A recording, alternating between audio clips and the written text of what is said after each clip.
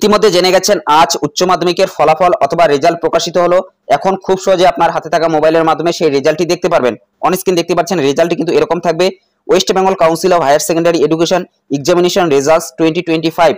তবে এই স্ট্যাটাসের জায়গায় অনেকের কিন্তু পাশের জায়গায় আনসাকসেসফুল লেখাটি শো করাচ্ছে। এই আনসাকসেসফুল মানে কি? এই আনসাকসেসফুল থাকলে আপনি পাস নাকি ফেল সে বিষয়ে অনেকেই কিন্তু জানতে চাইছেন।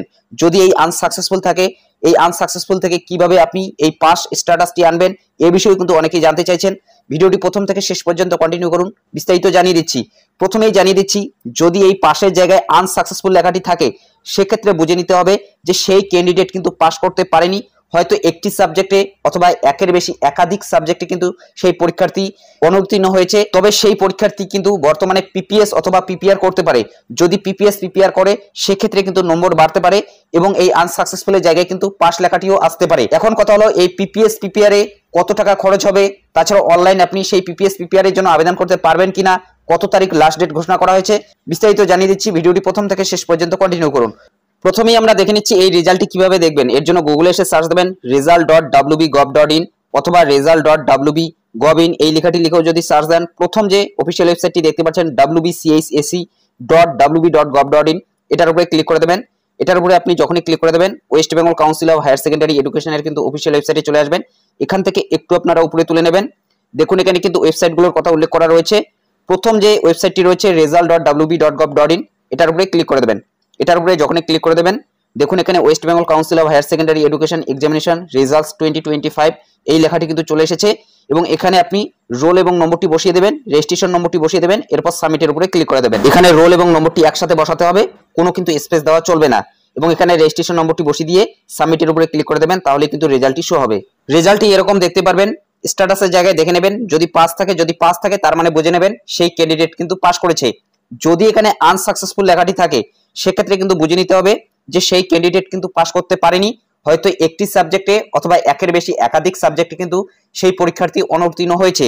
এক্ষেত্রে যদি সেই পরীক্ষার্থী মনে করে যে সেই পরীক্ষার্থী ভালো পরীক্ষা দিয়েছে, তাহলে সে পিপিএস অথবা পিপিআর এর জন্য কিন্তু আবেদন করতে পারে এবং অনলাইন কিন্তু সেই পিপিএস পিপিআর এর জন্য আবেদন করা যাবে এবং কত টাকা পেমেন্ট করতে হবে সে বিষয়ে তথ্য দেওয়া হয়েছে সংসদের তরফ থেকে। এখানে আরো একটি তথ্য জানিয়ে দিচ্ছি, এই পিপিএস পিপিআর সবার জন্য, পাস এবং আনসাকসেসফুল সবাই কিন্তু এই পিপিএস পিপিআর এর জন্য আবেদন করতে পারে। এটা শুধুমাত্র আনসাকসেসফুলের জন্য কিন্তু না, সবাই কিন্তু এই পিপিএস পিপিআর করতে পারে। এই পিপিএস পিপিআর করলে যে নম্বর বাড়বে তেমনটাও না। যদি কোনো পরীক্ষার্থী মনে করে যে সে ভালো পরীক্ষা দিয়েছে কিন্তু নম্বর কম পেয়েছে, সেক্ষেত্রে কিন্তু সেই পরীক্ষার্থী পিপিএস পিপিআর এর জন্য আবেদন করতে পারে এবং যদি নম্বর বাড়ে তাহলে কিন্তু পরবর্তীতে আরেকটা রেজাল্ট আসবে এবং পরবর্তীতে সেই পরীক্ষার্থী দেখতে পারবে তার রেজাল্ট কিন্তু সংশোধন হয়ে গিয়েছে এবং নম্বর যদি বাড়ার থাকে তাহলে কিন্তু নম্বরটি বাড়বে। আবারও জানিয়ে দিচ্ছি, পিপিএস পিপিআর করলেই যে নম্বর বাড়বে তেমনটা কিন্তু না। যদি পরীক্ষার্থী ভালো পরীক্ষা দিয়ে থাকে এবং ভুলবশত কম নম্বর এসে থাকে সেক্ষেত্রে কিন্তু সেই পিপিএস পিপিআর করতে গেলে নম্বর বাড়তে পারে।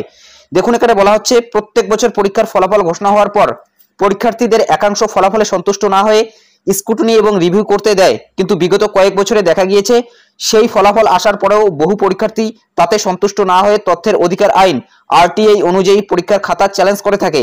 সেখানে দেখা গিয়েছে বহু পরীক্ষার্থীর নম্বর 5 থেকে 15 নম্বর পর্যন্ত বৃদ্ধি পেয়েছে।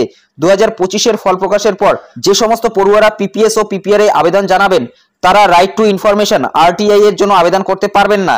সম্পূর্ণ প্রক্রিয়া অনলাইনের মাধ্যমে করতে হবে। সাধারণভাবে যারা আবেদন করবেন তাদের ক্ষেত্রে স্ক্রুটিনির জন্য 150 টাকা এবং রিভিউয়ের জন্য 200 টাকা ধার্য হয়েছে। স্ক্রুটিনির জন্য সব বিষয়ে আবেদন করতে পারবে পড়ুয়ারা, তবে বিজ্ঞপ্তি অনুযায়ী রিভিউ শুধুমাত্র 2টি বিষয়ের উপর করা যাবে। অর্থাৎ রিভিউ কিন্তু শুধুমাত্র 2টি বিষয়ের উপর করতে পারবেন, তবে স্ক্রুটিনি সব সাবজেক্টের উপরই কিন্তু করা যাবে। স্ক্রুটিনি করলে শুধুমাত্র কিন্তু নম্বরগুলোই গণা হয়, তবে যদি আপনি রিভিউ করেন সেক্ষেত্রে আপনার খাতাটি কিন্তু আবারও চেক করা হতে পারে। অর্থাৎ অনেকেই কিন্তু এই রিভিউ করে, তবে রিভিউ কিন্তু 2টি সাবজেক্টে শুধুমাত্র করা যাবে। এছাড়াও দেখুন বলা হয়েছে তৎকাল স্ক্রুটিনির জন্য 600 টাকা এবং রিভিউয়ের জন্য 800 টাকা ধার্য করা হয়েছে। যদি আপনি তৎকাল স্ক্রুটিনি করতে চান সেক্ষেত্রে কিন্তু 600 টাকা এবং রিভিউয়ের জন্য 800 টাকা দিতে হবে।